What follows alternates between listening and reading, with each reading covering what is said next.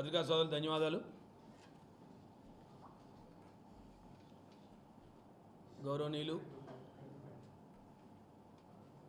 YSR party జాతీయ అధ్యక్షులు మాజీ ముఖ్యమంత్రి అయినటువంటి వైఎస్ జగన్మోహన్ రెడ్డి గారి ఆదేశాల మేరకు రేపు అనగా సోమవారం 13వ తారీఖు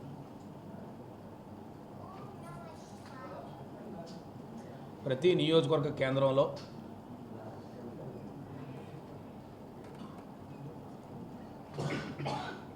ఇటీవల కాలంగా ఏర్పడిన మీ అందరికీ తెలుసు, గత కొద్ది రోజులుగా కూటమి ప్రభుత్వం ఏర్పడిన దగ్గర నుంచి గత ప్రభుత్వంలో ఉన్న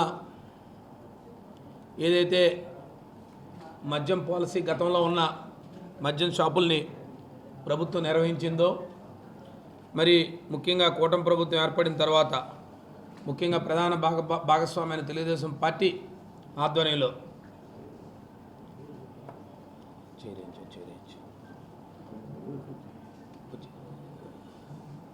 తెలుగుదేశం పార్టీ ఆధ్వర్యంలో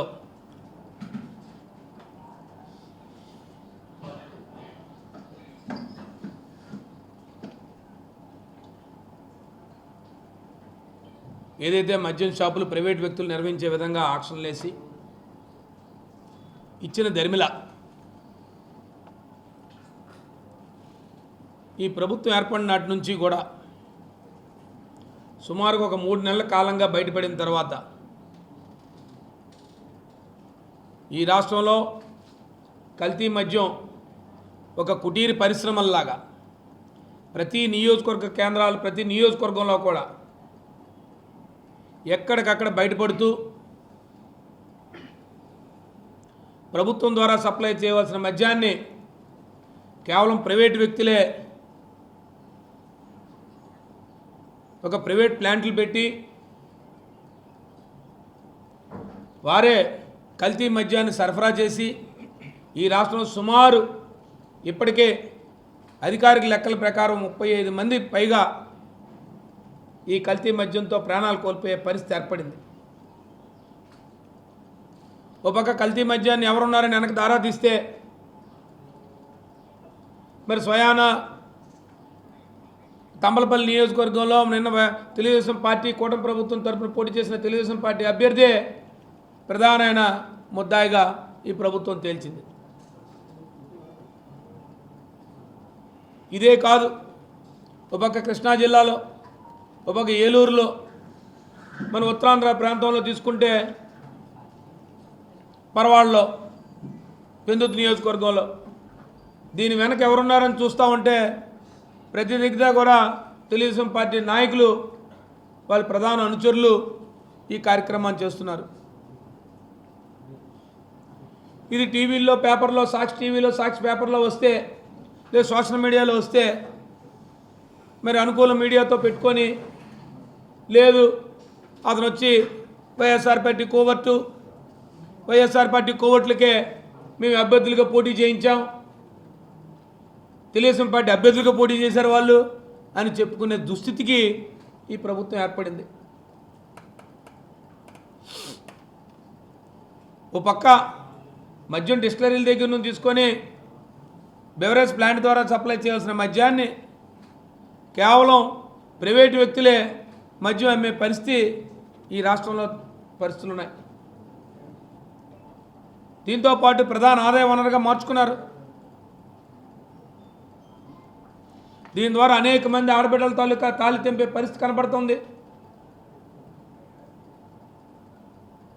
ఎక్కడ చూసినా చూడండి మద్యం ఒక కుటీర పరిశ్రమలాగా తయారయ్యే ప్లాంట్లు పెట్టేశారు. మరి ఈ రాష్ట్రంలో ప్రభుత్వం పనిచేస్తుందా? ఎక్సైజ్ వ్యవస్థ డిపార్ట్మెంట్ ఉందా? మరి దానికి సాక్షాత్ ముఖ్యమంత్రి గారిని నేను చూస్తూ ఉన్నాను, పత్రికల్లో చెప్తా ఉన్నారు మీడియా ద్వారా, లేదు గతంలోనే జరిగిందని. గతంలో జరిగితే ఎక్కడైనా కేసులు ఉన్నాయా? ఇక్కడ ప్రధానంగా ప్లాంట్లు పెట్టి ఫోటోలు పెట్టుకొని ఏకంగా మొత్తం ప్లాంట్ల ద్వారా డిస్టిలరీల ద్వారా బాటిల్స్ పేర్లే పెట్టుకొని ఏకంగా చేసుకెళ్ళిపోతున్నారు. ఇవాళ ప్రజలు అయోమయ పరిస్థితి ఏర్పడింది. అసలు ప్రజలు ఎవరైనా బ్రాండ్ షాప్కి వెళ్తే ఇది ప్రభుత్వం నుంచి వచ్చిన మద్యమా, లేదు కల్తీ మద్యమా, దీని నిర్ధారణ కానీ, లేదు ఇది కల్తీ మద్యం కాదని చెప్పే ఓ వ్యవస్థ కానీ ఎక్కడా కూడా ఈ ప్రభుత్వంలో లేదు. దోచుకోండి దాచుకోండి నినాదంతో వెళ్ళిపోతున్నారు మొత్తం.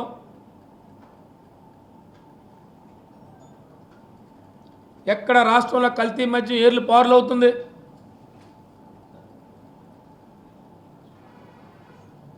కాబట్టి కనీసం ఈ ప్రభుత్వం ఇప్పటికైనా మేల్కోలే.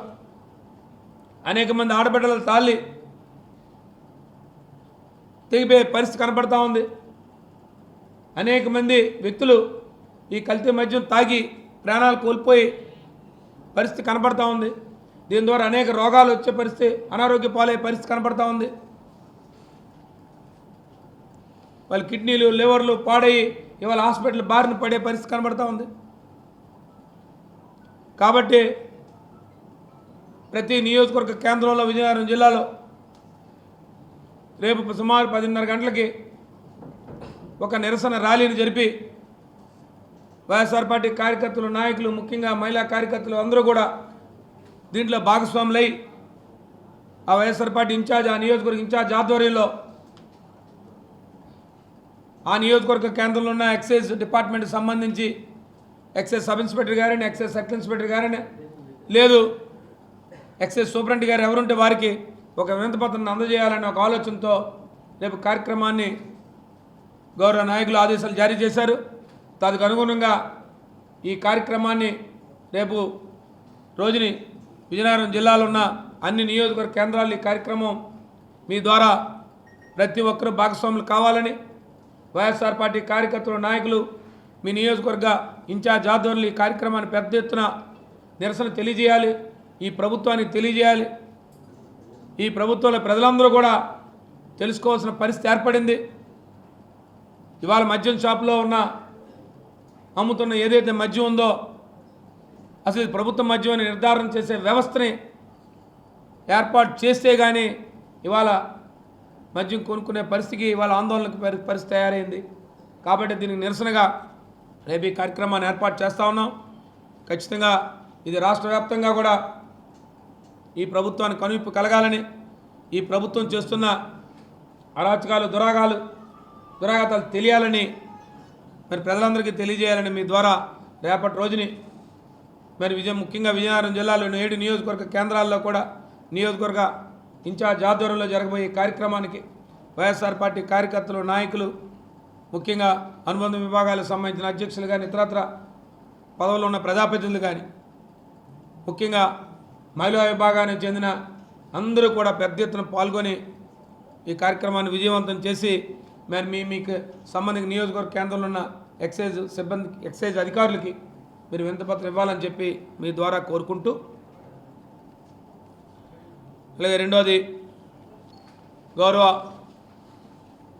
మాజీ ముఖ్యమంత్రి వారి జగన్మోహన్ రెడ్డి గారు పర్యటన మీ అందరికీ తెలిసింది. ఉత్తరాంధ్రలో మొట్టమొదటిసారిగా ప్రజల పక్షాన, ప్రజల కోసం ఈ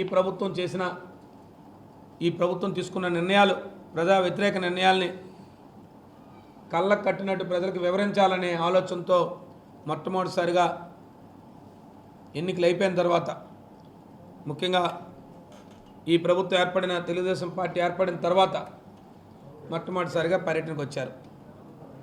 సుమారు ఆ పర్యటనని 9వ తారీఖు జరిగిన పర్యటనని ఒక వారం 10 రోజుల ముందుగానే కార్యక్రమాన్ని మరి పత్రికాముఖంగా కానీ అన్ని రకాల వ్యవస్థలకి తెలియజేయడం అయింది. మరి మీ అందరికీ తెలుసు ఆ కార్యక్రమంలో ఎన్ని అడ్డంకులు జరిగాయి. ప్రభుత్వం ఈ కార్యక్రమాన్ని ఎన్ని అడ్డంకులు, వారి అడ్డంకులు కలిగించాలని ఓ పక్క గ్రామాల్లో మా నాయకులు కానీ, ప్రజలను కానీ అడ్డుకున్న పరిస్థితులు కానీ మీరు అందరూ కూడా చూశారు. దాంట్లో నీకు పోను. ఏది ఏమైనప్పటికి కూడా 9వ తారీఖు వారి పర్యటన ఏదైతే నర్సీపట్నం మెడికల్ కళాశాలని ఈ ప్రభుత్వం ప్రైవేటు పరం చేస్తామనుకున్న మెడికల్ కళాశాలని ఈ రాష్ట్ర ప్రజలకు అందరికీ కూడా చూపించాలి.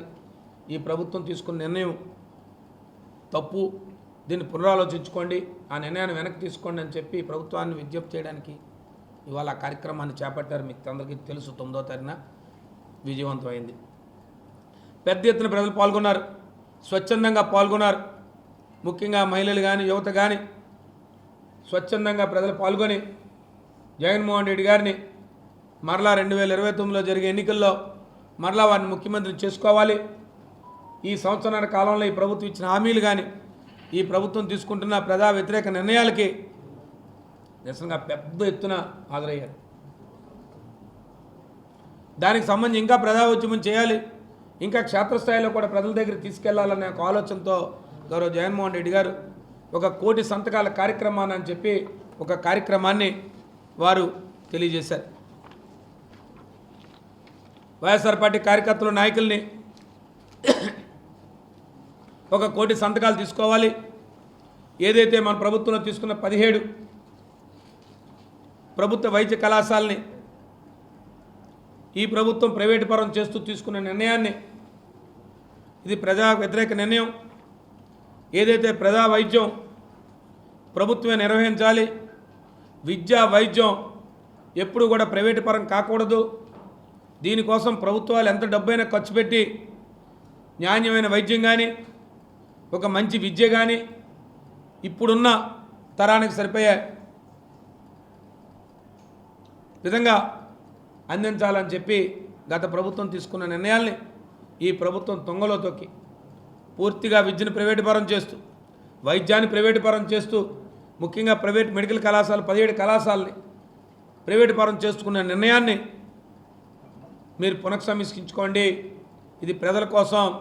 ఆనాడు డాక్టర్ బాబాసాహెబ్ అంబేద్కర్ గారు ఆనాడు రాజ్యాంగం రాసినప్పుడే చెప్పారు, ఈ దేశంలో ప్రభుత్వాలు ఉన్నంతకాలం, ప్రజా పరిపాలన జరుగునంతకాలం విద్య వైద్యం 2 ప్రభుత్వాలు ఉచితంగా అందించాలి అని చెప్పి వారు చేసిన, ఆనాడు చేసిన ఆలోచనలతో వారు చెప్పిన మాటలు ఈ ప్రభుత్వాలు పక్కన పెట్టి ఇవాళ ప్రైవేటు పరం చేసే కార్యక్రమాలు.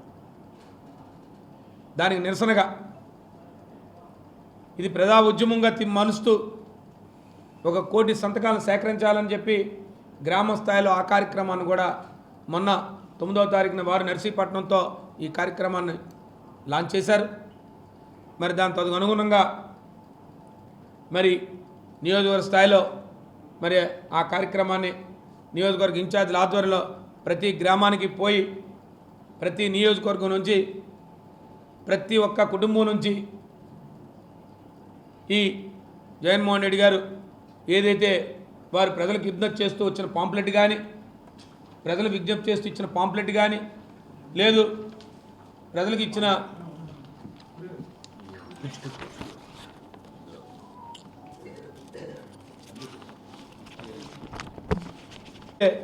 వారొక పాంప్లెట్ రూపంలో ప్రజా వైద్యం ప్రజలకు హక్కు అని ఏదైతే వారు తీసుకున్న నినాదం ఉందో దీన్ని ప్రతి ఒక్క కుటుంబానికి గత ప్రభుత్వంలో 17 మెడికల్ కళాశాలని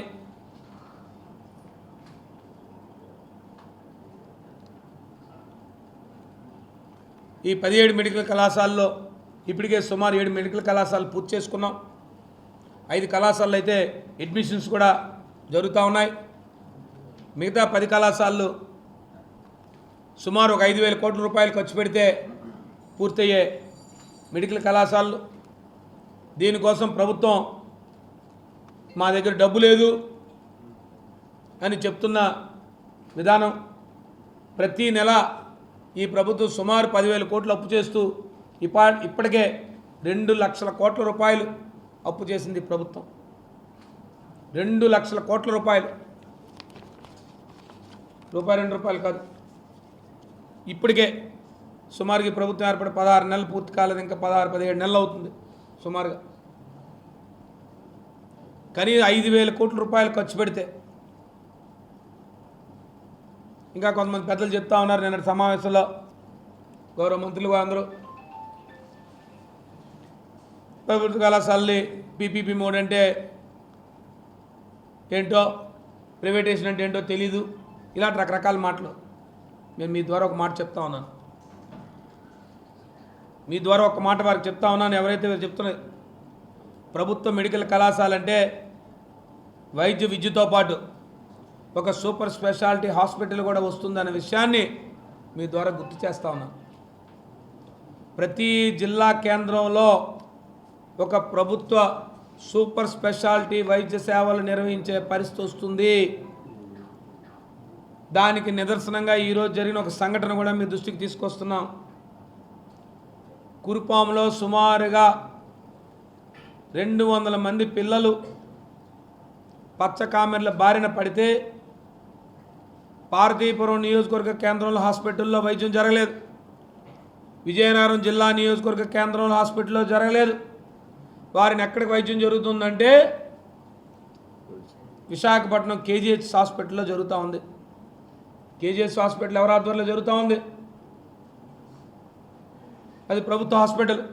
ఆంధ్ర మెడికల్ కళాశాలకు అనుబంధంగా ఉన్న కేజీహెచ్ హాస్పిటల్. మరి చెప్పుకోవచ్చు కదా, మన దగ్గర కూడా ప్రైవేట్ మెడికల్ కళాశాల ఉంది, మిమ్స్. ఎప్పుడైనా మీరు ఎవరైనా ఇక్కడ ఉన్న వాళ్ళు కానీ ఈ ద్వారా ప్రజలందరికీ తెలియజేస్తా ఉన్నాను. విజయనగరం జిల్లాలో కూడా ప్రభుత్వ మెడికల్ కళాశాల ఉంది. ఒక ప్రభుత్వ మెడికల్ కళాశాలతో ఒక సూపర్ స్పెషాలిటీ హాస్పిటల్ కూడా ఉంది. ఎవరైనా ఎప్పుడైనా అక్కడికి వెళ్ళి వైద్యం చేసుకునే దాఖలాలు ఉన్నాయి ప్రజలంది. కేవలం పీపీపీ మోడ్లో ప్రైవేట్ వైద్యం చేస్తే వాళ్ళు సీట్లు అమ్ముకొని వాళ్ళు వ్యాపార వృద్ధితో చూస్తారా తప్ప ఎక్కడ కూడా వైద్య సేవల్ని ఉచితంగా అందించే కార్యక్రమాన్ని చేయరు. లేదు, ఇంకా అవకాశం లేకపోతే దాన్ని పూర్తిగా నిర్వీర్యం చేస్తూ పోతూ ఉంటారు. మీరు చెప్పండి, ఎక్కడైనా ఈరోజు ఈ విజయనగరం జిల్లాలో ఈ ప్రాంతంలో ఎవరైనా మేము వెళ్ళి మా ప్రైవేట్ మెడికల్ కళాశాల ఉంది ఇక్కడే, మిమ్స్ వైద్య కళాశాలకి వెళ్ళి మేము బాగుపడ్డాము, మేము బాగా చేయించుకున్నాం, మా సూపర్ స్పెషాలిటీ వైద్య సేవలు ఉంది అని చెప్పారు? చెప్పండి.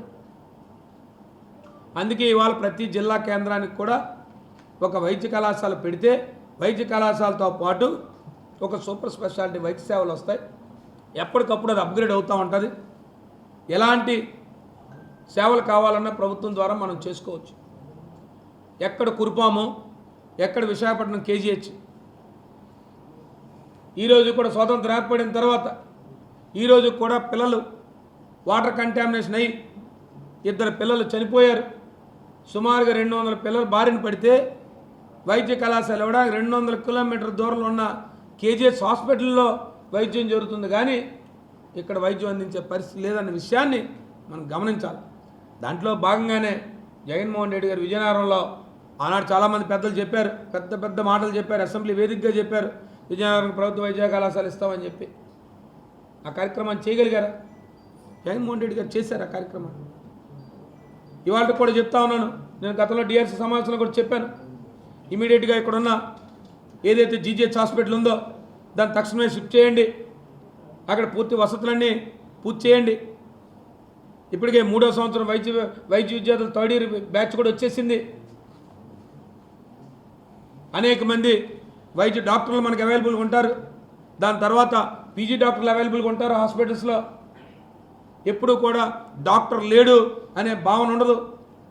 ఎలాంటి పరిస్థితుల్లో కూడా 100 మంది వైద్య సేవలు అందించడానికి ప్రజలకి ముందుంటారు ప్రభుత్వ వైద్య కళాశాలతో హాస్పిటల్ పెట్టుకుంటే. అది ఎన్ఎంసీ నార్మ్స్ ప్రకారం ఉంటాయి, నేషనల్ మెడికల్ కౌన్సిల్ నార్మ్స్ ప్రకారం ఆ వైద్య కళాశాలలు తయారవుతాయి. 5,000 కోట్ల రూపాయలు పూర్తి చేస్తే ఆనాడు 8,500 కోట్ల రూపాయలతో ప్రారంభించినవి సుమారు 3,500 కోట్ల రూపాయలు ఖర్చు పెట్టారు గత ప్రభుత్వంలో. పని చేయండి, కంప్లీట్ చేయండి, మేము పూర్తి చేసామని చెప్పుకోండి. అంతేగాని ఇవాళ ప్రైవేట్ పరం చేసేస్తాం, మేమేమి చేయలేము, ఈ ప్రభుత్వం ఏం చేయలేదు, మీరు లక్షలాది కోట్ల రూపాయలతో మీరు అమరావతిని బాగు చేస్తున్నారు, ఓ పక్క అప్పులకు వెళ్ళిపోతున్నారు, ప్రతి నెల మీరు 10,000 కోట్ల రూపాయలు తక్కువ లేకుండా అప్పు చేసుకుంటూ పోతున్నారు. 5,000 కోట్ల రూపాయలతో ఈ వైద్య కళాశాల పూర్తయి ప్రతి జిల్లా కేంద్రంలో కూడా వైద్య కళాశాల ఉంటుందని చెప్తా ఉంటే ఇవాళ దీని నుంచి ప్రజలు పెద్ద ఎత్తున నిరసన తెలియజేస్తున్నారు. ఇవాళ ప్రజలకు మద్దతుగా ఒక ప్రతిపక్ష పార్టీ బాధ్యతగా ఇవాళ 1 కోటి సంతకాల సేకరణ కార్యక్రమాలు చేస్తున్నాం. మరి దాంట్లో భాగంగా మరి కొంత షెడ్యూల్ కూడా మాకు గౌరవ ముఖ్యమంత్రి గారు, గౌరవ మా నాయకుడు అనౌన్స్ చేశారు. మధ్యలో నియోజకవర్గ స్థాయిలో ర్యాలీలు కూడా చేయమని చెప్పారు. ఆ నియోజకవర్గ స్థాయి ర్యాలీలు కార్యక్రమం కూడా మేము పెట్టుకున్నాం. ఆ కార్యక్రమం చేస్తాం. నియోజకవర్గ స్థాయిలో కూడా ర్యాలీలు చేస్తాం. ఈ షెడ్యూల్లో భాగంగా మరి 28వ తారీఖుని నియోజకవర్గ కేంద్రాల్లో ఒక ర్యాలీని ఏర్పాటు చేయమన్నారు. ఒక ర్యాలీని కూడా ఏర్పాటు చేసి ఇంకా ప్రజల్ని అవగాహన కల్పించడానికి మొట్టమొదటి కార్యక్రమం సంతకాల సేకరణ. ప్రతి గ్రామంలో కూడా ప్రతి కుటుంబాన్ని దగ్గరికి వెళ్ళి ఒక పాంప్లెట్ ఇచ్చి ఒక గవర్నర్ గారికి ఒక వినతి పత్రాన్ని తయారు చేశాం. గవర్నర్ గారికి వినతి పత్రాన్ని ఇస్తూ ప్రతి కుటుంబం నుంచి కూడా ఈ ప్రభుత్వం తీసుకున్న నిర్ణయాన్ని ఉపసంహరించుకోవాలి. ప్రభుత్వం వైద్య కళాశాలలు ప్రభుత్వమే కట్టి దాన్ని ప్రభుత్వమే నిర్వహించాలని చెప్పి ఒక నినాదంతో మేము ముందుకెళ్తున్నాం. వైద్యం ప్రజల హక్కు అనే ఒక నినాదంతో ముందుకు పోతున్నామనే విషయాన్ని మీకు తెలియజేస్తూ 28వ తారీఖుని ఇది నియోజకవర్గ కేంద్రాల్లో ర్యాలీలు చేస్తాం. తర్వాత 12వ తారీఖుని జిల్లా కేంద్రాల్లో కూడా ర్యాలీలు చేస్తాం.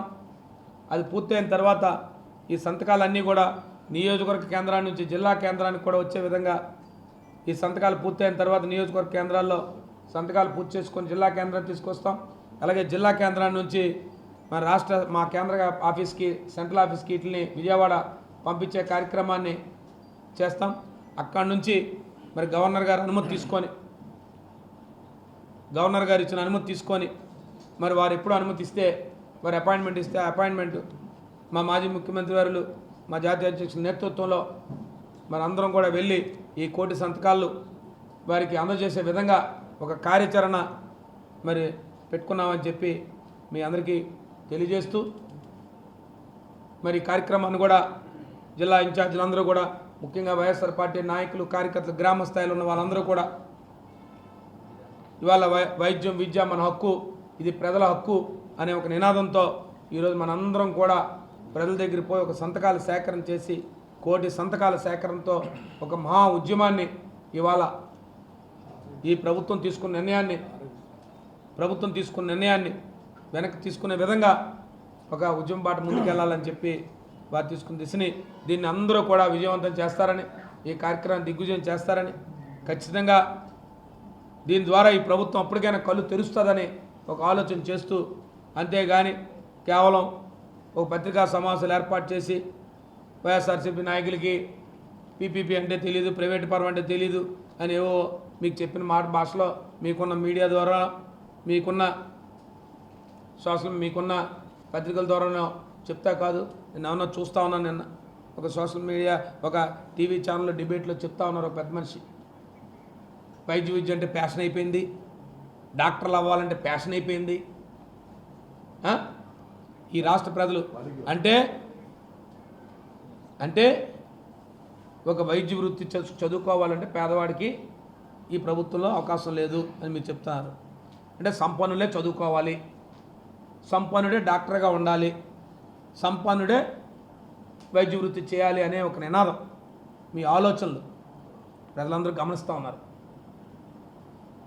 ఇలాంటి మాటల ద్వారా మీరు ప్రజల్ని ఏ రకంగా ఈ ప్రభుత్వం ఆలోచన చేస్తుందో ఆలోచన చేస్తున్నాం. ఏది ఏమైనప్పటికి కూడా దీది ఈ ప్రభుత్వం ఉపసరించుకునేదాకా ప్రజల తరపున ప్రతిపక్ష పార్టీ బాధ్యతగా కార్యక్రమం ముందుకు తీసుకెళ్తామని చెప్పి మీ అందరికీ తెలియజేస్తూ, ఈరోజు ఈ ప్రభుత్వం ఆనాడు కీర్తి చేసిన మహనీయుడు వైఎస్ రాజశేఖర రెడ్డి గారు ఈ దేశంలోనే ఈరోజు అనేక ప్రభుత్వాలు ఆరోగ్యశ్రీ పథకాన్ని అమలుపరుస్తున్నాయంటే, పేదవాడు నాకు ఏదైనా పెద్ద జబ్బు చేస్తే అయ్యో నాకు నూరేళ్ళు నిండిపోయాయా, నేను బతికే అవకాశం లేదా, ఆ భగవంతుడిని బతికించాలా, ఈ ప్రభుత్వాలను చూడవా అనుకునే రోజుల్లో ఆయన ఒక్కసారి 5 సంవత్సరాలు ముఖ్యమంత్రిగా చేస్తూ ఆరోగ్యశ్రీ పథకాన్ని ప్రవేశపెడితే ఇవాళ ఆ పథకాన్ని దేశం అంతా కూడా ఇవాళ ఆరోగ్యశ్రీ అంటే గుర్తుకొచ్చేది కీర్తి చేసిన రాజశేఖర రెడ్డి గారు. ఇంకా దాన్ని ముందుకు తీసుకెళ్తూ సుమారు ఆనాడు ఒక 500 నుంచి 700 వ్యాధులతో మొదలైన కార్యక్రమం ఇవాళ సుమారు 3,000 వ్యాధుల వరకు ఇవాళ ఆరోగ్యశ్రీ పథకాన్ని దాన్ని కంటిన్యూ చేసిన మళ్ళీ జగన్మోహన్ రెడ్డి గారు. ఇవాళ ఈ ప్రభుత్వం 3,000 కోట్ల రూపాయల బకాయిలు ఉండిపోతే కనీసం నెల రోజుల కిందట హాస్పిటల్స్ నెట్వర్క్లు అందరూ కూడా అల్టిమేట్ ఇచ్చారు ప్రభుత్వానికి. మీరు సుమారు 3,000 కోట్ల రూపాయల పైచిలుక బకాయిలు ఏర్పడ్డారు, మా బకాయిలు ఇవ్వండి అని చెప్తే కనీసం ఈ ప్రభుత్వ స్పందన లేదు. ఇవాళ నిన్నటి రోజు నుంచి వైద్య సేవలు పూర్తిగా ఆరోగ్య సేవలు నిలిచిపోయాయి. గతంలోనే వారు అనధికారికంగా నిలిపేశారు. నిన్నటి నుంచి అధికారికంగా ఆరోగ్యశ్రీ సేవలు ఈ ప్రభుత్వం నిలిపేసింది. అంటే ఈ ప్రభుత్వంకి పేదవాడి వైద్యం పట్ల, పేదవాడి ఆరోగ్యం పట్ల వారి ఆలోచనలు ఏంటనేది, ఈ ప్రభుత్వం తాలూకు ప్రయారిటీస్ ఏంటనేది మనకు అర్థమవుతుంది. ప్రభుత్వ ప్రాధాన్యతలు ఏంటంటే ఈ ప్రభుత్వ ప్రాధాన్యతలు వేరు. మరి చెప్పలేని ప్రభుత్వానికి ప్రాధాన్యతలు అవన్నీ కూడా చెప్తాం. భూములు అమ్ముకోవడమా, లేకపోతే ఇతరత్ర కార్యక్రమాలు చేయడమా, ఈ ప్రభుత్వ ప్రాధాన్యతలు. కాబట్టే ఇవాళ ఆరోగ్యశ్రీ సేవలు తక్షణమే ప్రారంభించాలని, తక్షణమే వాళ్ళు ప్రభుత్వం బకాయిలు చెల్లించి తక్షణమే ఆ కార్యక్రమం చేయాలని చెప్పి మీ ద్వారా తెలియజేసుకుంటూ, మరి ఏదైతే మరి సాక్షాత్తు మొన్నటి రోజుని వైఎస్ జగన్మోహన్ రెడ్డి గారు మాజీ ముఖ్యమంత్రి వారు కురుపాంలో జరిగిన సంఘటనను కూడా వారు అక్కడున్న చిన్నారులందరినీ కూడా మరి పరామర్శించారు. ఎవరైతే పచ్చకామర్ల బారిన పడిన వాళ్ళందరినీ కూడా పరామర్శించారు. ఆ పిల్లలతో నేరుగా మాట్లాడారు. వారి పిల్లల కుటుంబ సభ్యులు తల్లిదండ్రులతో కూడా మాట్లాడారు.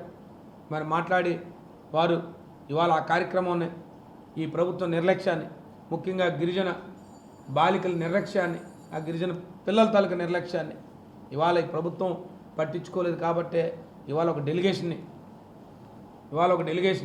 గౌరవ మా అరకు పార్లమెంటు సభ్యురాల నేతృత్వంలో, ఆ పార్లమెంటు అందులో ఉన్న నియోజకవర్గ ఇన్ఛార్జీలు, శాసనసభ్యులు అందరితో, ఇతర ముఖ్య గిరిజన నాయకులతో రేపటి రోజున వెళ్ళి నేషనల్ హ్యూమన్ రైట్స్ కమిషన్కి ఒక వినతి పత్రాన్ని, అలాగే SC/ST కమిషన్కి వారి హక్కులు భంగం కలిగిందనే విషయాన్ని తెలియజేయడానికి వారు ఢిల్లీ నేతృత్వంలో వెళ్ళి వారికి కూడా తెలియజేసే విధంగా. ఎందుకంటే ప్రభుత్వం అసలు పట్టించుకోవట్లేదు. 200 మంది పిల్లలు చిన్నారులు చనిపోతే, ఇద్దరు పిల్లలు చనిపోతే, సాక్షాత్తు KGHలో ఒక బాలిక చనిపోతే సాక్షాత్తు మంత్రి గారు చెప్తారు, గిరిజన మంత్రి గారు, గిరిజన శాఖ మంత్రులు, లేదు అది ఇంట్లో చనిపోయారు అంటారు. ఏమో అది ఎలా చెప్తున్నారు అర్థం కాదు. సాక్షాత్తు KGHలో చనిపోతే, కల్పన అన్న అమ్మాయి సాక్షాత్తు KGHలో చనిపోతే ఏమంటే వాళ్ళ ఇంటి దగ్గర నుంచి వైద్యానికి పంపించారు కాబట్టి 200 మంది పిల్లలు బారిన పడి వాటర్ కంటామినేషన్ అయ్యి వాళ్ళు వివిధ హాస్పిటల్లో ఉంటే, ఒక పక్క కురుపాం CHCలోనో, పార్తీపురం ఏరియా హాస్పిటల్లోనో, అలాగే KGHలోనూ ఉంటే వారు చెప్తుంది లేదు వారి ఇంటి దగ్గర నుంచి వెళ్ళారు కాబట్టి వారి ఇంట్లోనే చనిపోయినట్టు మాకేం సంబంధం లేదండి. మా బాగుంది. ఇంత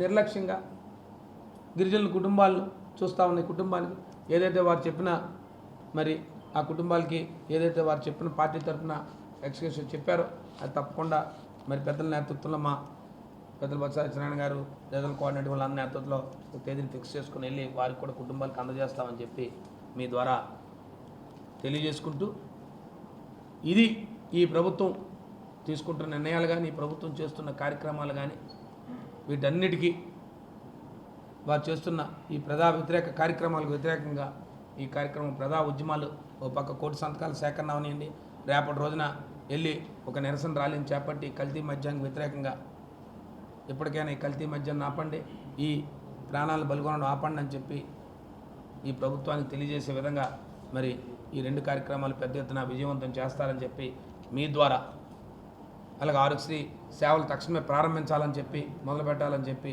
మీ ద్వారా ఈ ప్రభుత్వాన్ని, ముఖ్యంగా వైఎస్ఆర్ పార్టీ కార్యకర్తల నాయకులను అందరినీ కూడా కోరుతా ఉన్నాను కదా. ఈ ప్రభుత్వం ఏర్పడి సుమారు 16-18 నెలలు అయింది. మీరు ఎప్పుడు ఏం చెప్తూ పోతా ఉంటారు? అన్నీ గత ప్రభుత్వంలో అని చెప్తూ ఉంటారు.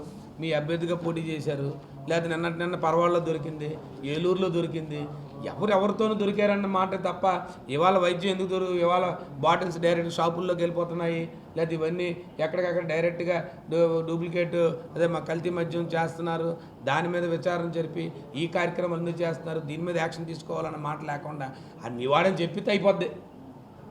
మీ దగ్గర టీవీలు ఛానల్ ఉన్నాయి కాబట్టి మీవాడు, ఏదైనా తప్పు జరుగుతుంది మీవాడు, నేను రోడ్లకు అన్నం పడిపోయి ఏదో రోడ్లు పోడ్చానంటే మీ ఆయనలో రోడ్లకు చేయలేదు తప్ప వాళ్ళు ఈ సంవత్సరం 8 మాసాలుగా చెప్తున్న కార్యక్రమాలు చెప్పండి ఏమైనా. రేపా రేపు నేను భీమిల్లో పార్టిసిపేట్ చేస్తాను. చిపురుపల్లిలో కొంతసేపు వెళ్ళి పార్టిసిపేట్ చేసి అక్కడ నుంచి అక్కడ కూడా టైమింగ్స్ పెట్టుకుంటాం. 1.5 hours అటు ఇటుగా పెట్టుకుంటూ ఉంటాం.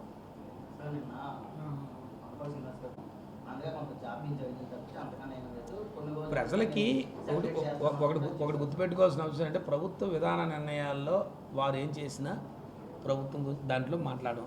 ఈరోజు సేవలు నిలిపేశారు, దాని గురించి మాట్లాడుతున్నాం. వాళ్ళు ఏ నిర్ణయం తీసుకోనండి, ఆ నిర్ణయానికి సేవలు నిలిపేయడానికి సంబంధం ఉంటుంది. ప్రభుత్వ విధానం మార్చుకోండి. ప్రభుత్వ విధానం మీ ప్రభుత్వ విధానం మంచిదైతే ప్రజలు చెప్తారు, ఇక ప్రభుత్వ మెడికల్ కళాశాలలు తీసుకున్నారు నిర్ణయం, ఇది తప్పు అని చెప్తున్నా. మాకు ప్రజల నుంచి స్పందన వస్తుంది, అన్ని వర్గాల నుంచి స్పందన వస్తుంది. ఈ ప్రభుత్వం తీసుకున్న నిర్ణయం తప్పు, వైఎస్ఆర్ పార్టీ తీసుకున్న నిర్ణయం కరెక్టు, ఖచ్చితంగా ఈ కార్యక్రమం పట్ల మద్దతు దొరుకుతుంది. కాబట్టి ప్రజా వ్యతిరేక నిర్ణయాలు తీసుకునేటప్పుడు, ప్రజా వ్యతిరేక కార్యక్రమాలు చేసేటప్పుడు ఖచ్చితంగా ఆ కార్యక్రమాలు చేస్తాము. దాంట్లో ఏమి కన్ఫ్యూజన్ ఉండదు, దాంట్లో ఎక్కడా కూడా కన్ఫ్యూజన్ చేయము, దాంట్లో ఎక్కడా కూడా అందులో ఏమి ఆలోచన చేయము. కాబట్టి ఇప్పుడు ఎందుకు సేవలు నిలిపేశారు? ఇవాళ ఎవడైనా ప్రాణం పోతే వెనక్కి తీసుకొస్తారు ప్రాణం? ఇవాళ ఆరోగ్య సేవలు నిలిపేశారు, వాళ్ళు అల్టిమేట్ ఇచ్చారు, వాళ్ళు సేవలు చేయమని. ఇప్పుడు ఎవరికి ఏదైనా అర్జెంటుగా ప్రమాదం ఏర్పడుతుంది, ఒక పేదవాడు వాడి ప్రాణం పోతే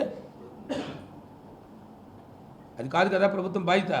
ప్రభుత్వం కొనసాగుతూనే, విధానం కొనసాగుతూనే వాళ్ళ కార్యక్రమాలు మార్చండి, వాళ్ళ కార్యక్రమాలు చేయండి. కూరుద్దన్నారు, మేము కాదంటామా? వాళ్ళు నిన్నటి రోజున ఏవో చెప్పారు, ఏదో స్వచ్ఛందంగా విరాళాలు ఇచ్చారు, స్వచ్ఛందంగా చేశారు సాగి చెప్తున్నారు. మీ ద్వారా ఈ జిల్లా ప్రజలందరికీ కూడా తెలియజేస్తూ ఉన్నాను, ముఖ్యంగా జిల్లా యంత్రాంగానికి తెలియజేస్తూ ఉన్నాను. అమ్మవారి పండగ, శ్రీ అమ్మవారు పడితల్లి అమ్మవారి పండగ ఎన్నో ఏళ్ళుగా, అది ఎన్ని ఏళ్ళు అన్నది మీకు ఎవరికి తెలియదు, కొన్ని వందల సంవత్సరాలుగా అమ్మవారిని పూజించుకుంటా ఉన్నాం. ఇది ఉత్తరాంధ్ర ప్రాంత కల్పవల్లి. అమ్మవారి కార్యక్రమాలు జరుగుతూ ఉన్నాయి. తదనుగుణంగా కాలానుగుణంగా కొన్ని మార్పులు జరుగుతూ ఈ ప్రాంతంలో, ఈ విజయనగరంలో ఉన్న కళాభిమానులు అవనివ్వండి, కళా సంస్కృతి, ఇక్కడ ఉన్న సంస్కృతి అవనివ్వండి, ఈ విభాగం ద్వారా కొద్దేళ్ళ క్రితం విజయనగరం వైభవాన్ని చాటి చెప్పే విధంగా విజయనగరం నుంచి అనేక మంది మహాబావులు కళాకారులు కానీ కళాభిమానులు కానీ ఈ ప్రాంతం నుంచి వారు వెళ్ళారు. ఈ కళాభిమానం కూడా ఎప్పుడూ కూడా పుట్టుబడి ఉండాలి, తెలియజేయాలన్న ఆలోచనతో ఆనాడు ఉన్న పెద్దలందరూ కూడా ఆలోచన చేసి ఒక విజయనగరం ఉత్సవాలు చేయాలని చెప్పి ఒక ఆలోచన చేశారు. పడితల్లి అమ్మవారి ఉత్సవం ఈజ్ డిఫరెంట్, విజయనగరం ఉత్సవాలు ఈజ్ డిఫరెంట్. విజయనగరం ఉత్సవాలు ఏ రోజు చేస్తే బాగుంటుంది? గతంలో స్టార్టింగ్లో చేస్తే అమ్మవారి పండుగలు వచ్చేది, దానికి వేరే ప్రత్యేకంగా డేట్లు పెట్టారు. కానీ కాలానుగుణంగా అత్యధిక మంది ప్రజలందరూ కూడా అమ్మవారి పండుగ, అమ్మవారి దర్శనానికి వస్తారు, కుటుంబ సభ్యులతో వస్తారు, ఎక్కడెక్కడో దూరాభిమానం ఉన్నది కూడా ప్రాంతాల నుంచి వస్తారు. వాళ్ళకి ఈ కళలను ఎప్పుడు కూడా ఉంచేవాళ్ళగా, భావితరాలకి ఈ కళలు ఎప్పుడు కూడా నిర్వీర్యం అయిపోకూడదు, ఈ ప్రాంతాల్లో ఉన్నప్పుడు నిర్వీర్యం జరిగిపోకూడదు, ఈ ప్రాంత చరిత్ర అని చెప్పి తెలియజేయాలని ఉద్దేశంతో ఆనాడు విజయనగరం ఉత్సవాలు పెట్టారు. విజయనగరం ఉత్సవాల్లో తొలేల రోజు, రెండో రోజు ఆదివారం స్టార్ట్ చేసుకోవడం, సోమవారం తొలేలతో 2 రోజుల కార్యక్రమం, కొన్నాళ్ళు 3 రోజులు కూడా చేశాం సందర్భంలో. దాన్ని అలాగా 2 రోజుల కాలంగా చేస్తూ వెళ్తున్నాం. నేను మీ ద్వారా ఈ జిల్లాలో ఉన్న ప్రజలందరికీ కూడా తెలియజేయాల్సింది, కానీ దీని కూడా ఈ పండుగ గురించి అనేకమైన ఆరోపణలు, ఈ సంవత్సరం వచ్చిన ఆరోపణలు ఏనాడు కూడా ఎప్పుడూ కూడా రాలే. ఎప్పుడూ కూడా అమ్మవారి పండగ సంబంధించి, దానికి సంబంధించి ఏదన్నా దానికి సంబంధించి ఖర్చులు కానీ మంచి కానీ ఎండోమెంట్ డిపార్ట్మెంట్ CGF ద్వారా ఇస్తుంది. దాన్ని గత సంవత్సరంలో స్టేట్ ఫెస్టివల్ కూడా ప్రభుత్వం ప్రకటించింది. గత కాలంగా ఎప్పుడు కూడా ప్రభుత్వం పట్టు వస్త్రాలు ప్రభుత్వం ద్వారా రావడం ఆనవాయితీగా జరుగుతూ ఉంది. దానికి సంబంధించిన ఖర్చులు కూడా ప్రభుత్వమే నేరుగా చెల్లిస్తుంది, ఎండోమెంట్ డిపార్ట్మెంట్. విజయనగరం ఉత్సవాలకు ఎక్కడ అధికారికంగా ఎక్కడా లేదు. ఒక విషయాన్ని మీరు అందరూ గుర్తుపెట్టుకోవాలి, విజయనగరం ఉత్సవాలు ఎక్కడా కూడా అధికారికంగా లేకుండా ఇక్కడ స్థానిక ప్రజాప్రతినిధులు, ప్రభుత్వాలు మారొచ్చు, ఉండొచ్చు, ఏ ప్రభుత్వాలు ఉన్నా స్థానిక ప్రజాప్రతినిధులు అందరూ కలిపి ఒక ఆలోచన చేసి ఆనాడు దీనికి ఒక లైఫ్ మెంబర్షిప్ కూడా ఇచ్చి, చాలామంది ఎవరైతే పెద్ద ఎత్తున ఓల్డ్ ఏజ్ పీపుల్ ఆనాడు నుంచి పండుగలు చేసేవాళ్ళు, కళాభిమానులు, వాళ్ళకి ఈ ప్రాంత చరిత్ర గురించి తెలిసిన వాళ్ళతో ఒక లైఫ్ మెంబర్షిప్ కూడా పెట్టి వాళ్ళ ఆలోచనలతో ఈ పండుగని ముందు తీసుకెళ్తాం. దీనికి సంబంధించి నిధుల సేకరణ అనేది ఒక అంశం రాబోయే కాలంగా వచ్చింది. నిధుల సేకరణ వచ్చేటప్పుడు నిధుల సేకరణ అనేది ఆ ప్రాంతంలో ఆ ప్రజాప్రతినిధుల ద్వారా నిధుల సేకరణ జరిగేది తప్ప ఎక్కడ కూడా ప్రభుత్వ అధికారులు కానీ ఎక్కడ కూడా ప్రభుత్వం కానీ ఒక్క రూపాయి కూడా దీనికి ఇచ్చిన దాఖలాలు ఏనాడు లేవన్న విషయాన్ని మీ ద్వారా ఈ జిల్లాల ప్రజలందరికీ తెలియజేస్తా ఉన్నాను. కేవలం అధికారులు ఫెసిలిటేషన్ ఈ పండుగను సక్సెస్ చేయడానికి వాళ్ళ అధికారులందరూ కూడా స్వచ్ఛందంగా వారందరూ కూడా జిల్లా కలెక్టర్ గారి నేతృత్వంలో అధికారులందరూ కూడా ప్రజలందరూ కూడా బాగుండాలి, ప్రజలందరూ కూడా ఈ 2 రోజులు ఆనందంగా పండుగ జరుపుకోవాలని వారు ఫెసిలిటేషన్ చేసేవారు. నిధులు సమకూర్చే బాధ్యత ప్రజాప్రతినిధి. ఏనాడు కూడా ఏ అధికారి కూడా గత కాలంగా అధికారికంగా ఎక్కడా కూడా ఒక్క రూపాయి విరాళం తీసుకున్న దాఖలాలు లేవన్న విషయాన్ని మీ వద్దకు తెలియజేస్తా ఉన్నాను. ప్రజాప్రతినిధులుగా ఉన్నవాళ్ళు గతంలో పెద్దల బొత్స సత్యనారాయణ గారు కానీ లేదు కోలగట్ల వీరభద్ర గారు కానీ నేను కానీ మేము ఇప్పుడు కూడా మాకున్న పరిచయాల్లో మాకున్న స్నేహితుల ద్వారా నిధులు సేకరణ చేసి అధికారులకు ఇచ్చి అధికారుల ద్వారా మాకు పెట్టేవాళ్ళు. వాళ్ళు మాకు వచ్చి అకౌంటబిలిటీగా మాకు చెప్పేసేవారు. అంతే తప్ప అధికారికంగా ఈ రకంగా ఏనాడు కూడా ఈ కార్యక్రమాలు జరగలే. ఏ ఏ ఏ అధికారంతో డబ్బులు వసూలు కార్యక్రమం స్టార్ట్ చేశారు? ఎవరిచ్చింది? ప్రభుత్వాన్ని మీకు ఏమైనా విజయనగరం ఉత్సవాలు అధికారికంగా జరపమని ఎక్కడైనా అధికారిక మొత్తాలు ఉన్నాయా? ఏ రకంగా ప్రభుత్వ అధికారులు ఏ రకంగా నేరుగా వెళ్ళి ప్రభుత్వాలు విరాళాలు సేకరణ చేశారు? ఎవరిచ్చారు ప్రభుత్వానికి అధికారం? నేను కూడా వెయిట్ చేస్తున్నాను. మేము కూడా అసలు ఎంత నిధులు సేకరించారు, ఎంతమంది, దీని ఖర్చు ఏంటి, దీని ఎక్స్పెండిచర్ ఏంటి చెప్తారని వెయిట్ చేస్తున్నాం. మీకు ముందుకు అందుకే మీకు చెప్తుంది ఏంటంటే ఫస్ట్ ఆఫ్ ఆల్ అందులో తెలియజేయాల్సింది ఇది విజయనగరం ఉత్సవాలు అనేది అధికారిక కార్యక్రమం కాదు. దీని నుంచి ప్రభుత్వం నుంచి ఎలాంటి ఆదేశాలు ఎప్పుడు ఏనాడు లేవు నాకున్న సమాచారం బట్టి.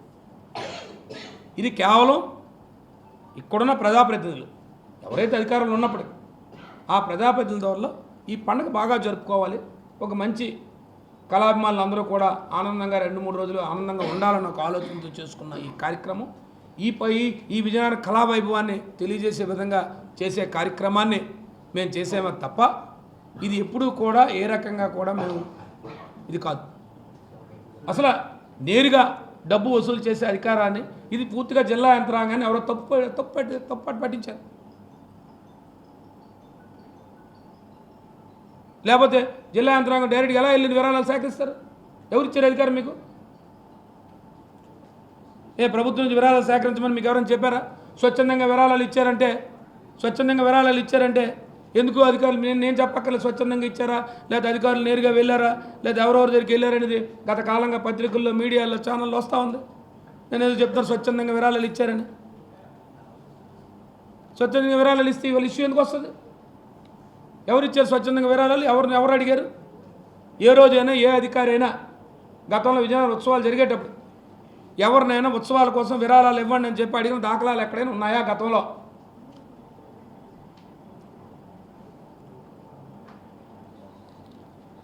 ఇవాళ నేరుగా మీరు అధికారులు వెళ్ళి నేరుగా అకౌంట్ ఓపెన్ చేసి అకౌంట్లు పెట్టి ఎవరిచ్చారు అధికారు? అకౌంట్లు ఓపెన్ చేసి అధికారం ఎవరిచ్చారు? ప్రభుత్వం అధికారికంగా ఏమైనా ఇచ్చిందా? మీరు అకౌంట్ ఓపెన్ చేయండి, ఈ అకౌంటబిలిటీ ఇవ్వండి అని చెప్పి.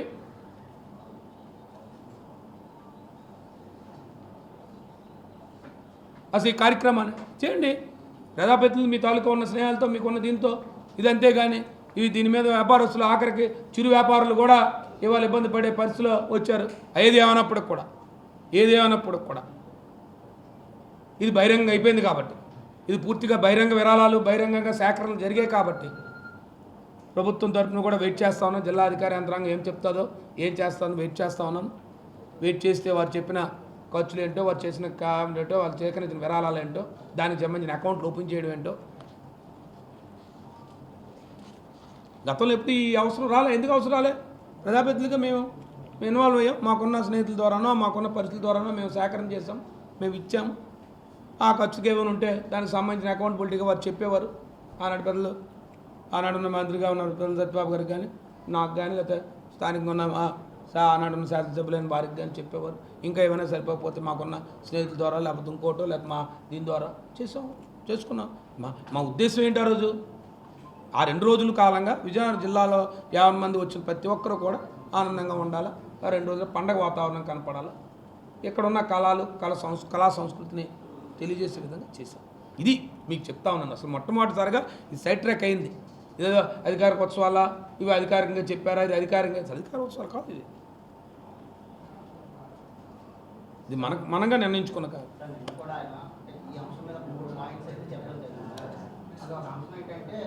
ఏదైతే టెంట్ పడిపోయిందో ఆ టెంట్ పడిపోయిన వ్యక్తులు ఎవరు టెంట్ వేసారో కూడా చాలా మందికి తెలుసు. దాని మీద ఉన్న కలర్స్ కూడా అందరికీ ఐడియా ఉంటుంది. అదేవిధంగా టెంట్ పడిపోయింది, హెలికాప్టర్ అయ్యింది, కానీ దాన్ని రాజకీయంగా తీసుకెళ్ళాలనేది ఓ మాట చెప్పాల్సింది ఏంటంటే, ఫస్ట్ ఆఫ్ ఆల్ మీ ద్వారా వారు ఈ రాష్ట్రానికి మంత్రి అనే విషయాన్ని గుర్తుపెట్టుకోవాలి.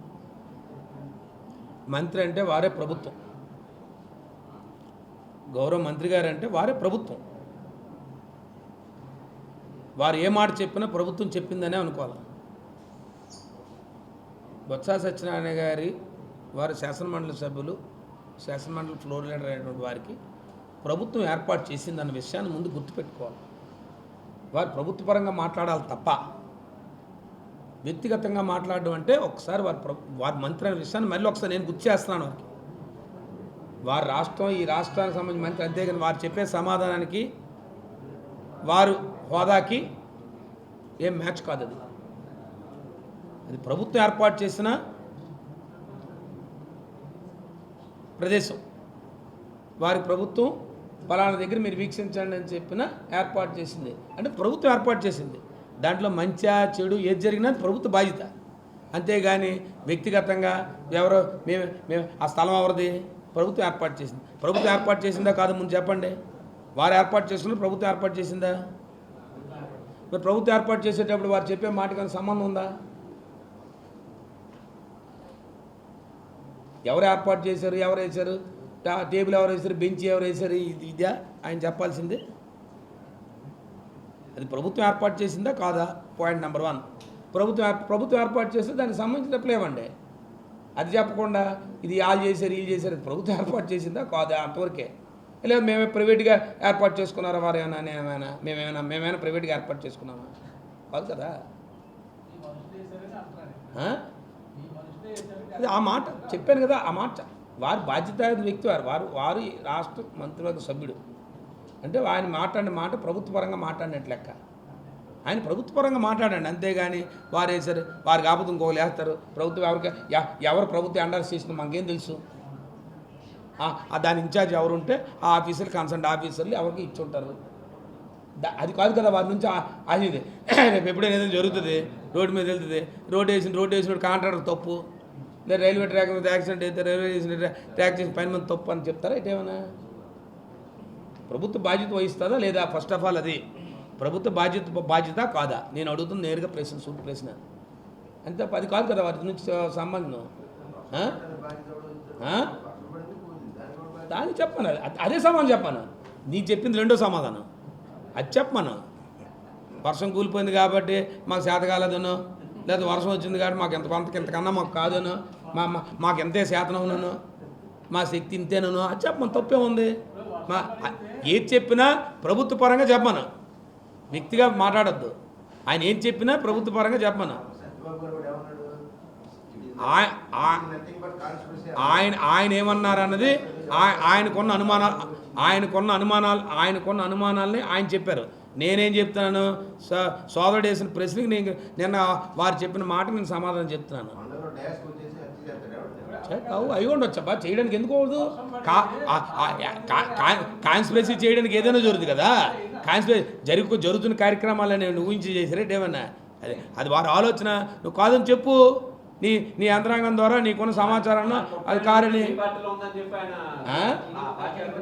ఏంటండి. అందుకే చెప్పాను కదా, అది ఆయన ఆరోపణ, అది ఆయన ఆరోపణ. అందుకనమ్మా అది ఆయన ఆరోపణ. మీరు కాదు కదా, మీరు చెప్పిన మాట నాకు ట్రాన్స్ఫర్ చేయండి తప్ప మీ వ్యక్తిగత అభిప్రాయాలు కాదు కదా. ఇప్పుడు నేను అది ఆయన ఆరోపణ, అది ఆయన ఆరోపణ, అది ఆయన అభిప్రాయం. ఆయన అభిప్రాయం నేను చెప్పారు, దాని తగ్గ నేను ఆరోపణ చేశారు. నేను ఈయన అడిగిందే సమాధానం చెప్పాను. ఏదైనా ప్రభుత్వ పరంగానే సమాధానం చెప్పాలి మంత్రి గారు తప్ప వ్యక్తిగతంగా మాట్లాడకూడదని చెప్పాను. ఆయన ఈ ప్రభుత్వంలో మంత్రివర్గ సభ్యుడు, ఆయన చెప్తే ప్రభుత్వం చెప్పినట్టే అని మాకున్న తెలిసిన జ్ఞానం. ఏమో నా జ్ఞానం మాకు తప్పు అయితే దాన్ని సరిదిద్దుకుంటాం, అదే కదా. అందుకే విజయనగర ఉత్సవాలు వ్యవహారం ఇంకా ఇప్పుడు ఖర్చులు కామన్